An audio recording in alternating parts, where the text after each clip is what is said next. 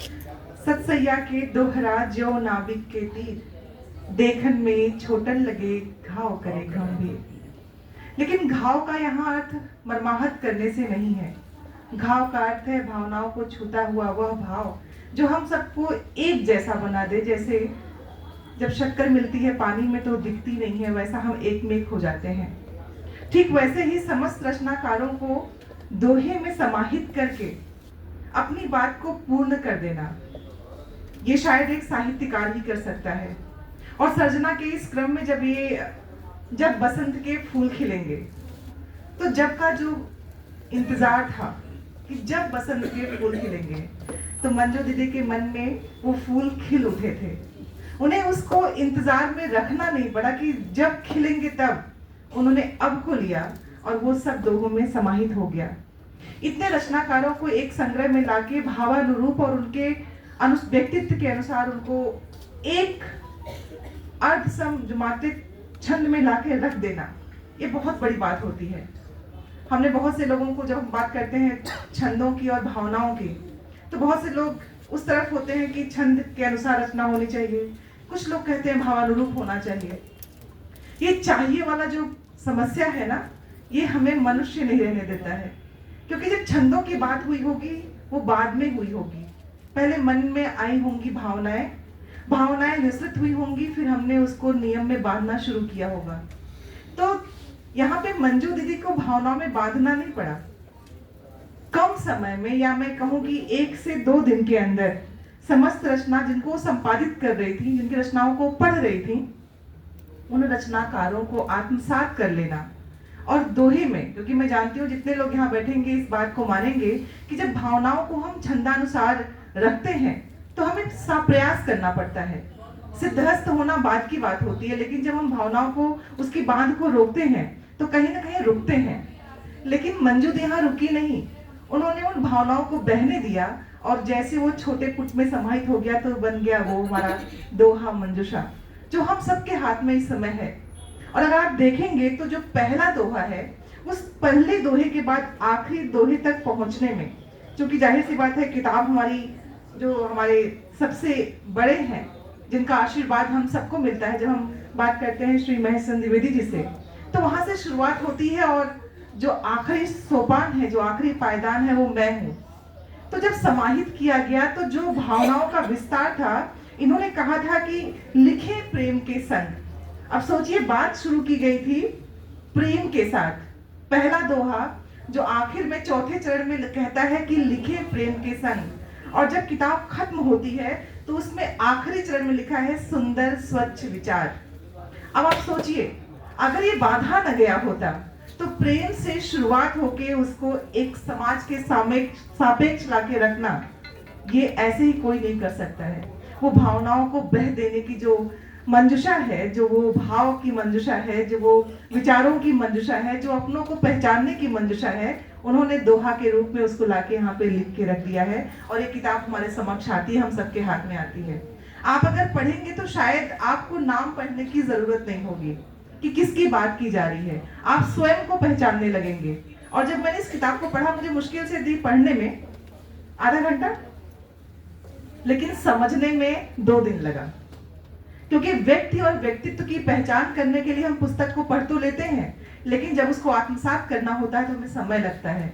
और सोचिए, एक रचनाकार जो संपादक मंडल में किताबों की संपादन में अपना काम कर रहा है, उसे वह समय बिना लिए, दोहों में, बिना किसी छंद के त्रुटि के, बिना मात्राओं और चरणों की त्रुटि के उसको समाहित करके दोहों में ही रूपायित कर देना, ये मंजू दीदी कर सकती है। तो एक बार मैं चाहती हूँ कि जोरदार तालियां मंजू दी के लिए।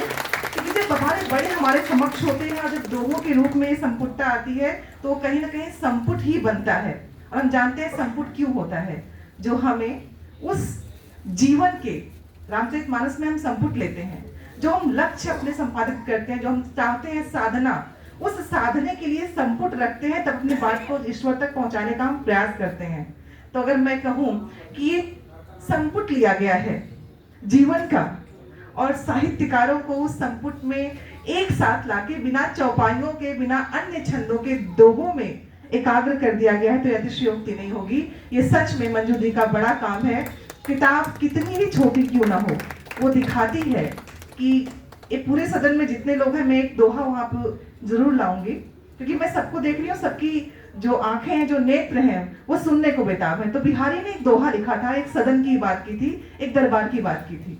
मैं इसमें से नहीं ले रही हूँ दोहा, क्योंकि हमारी बात की परिपुष्टि वहां से होगी, रेखा दी बैठी हुई है।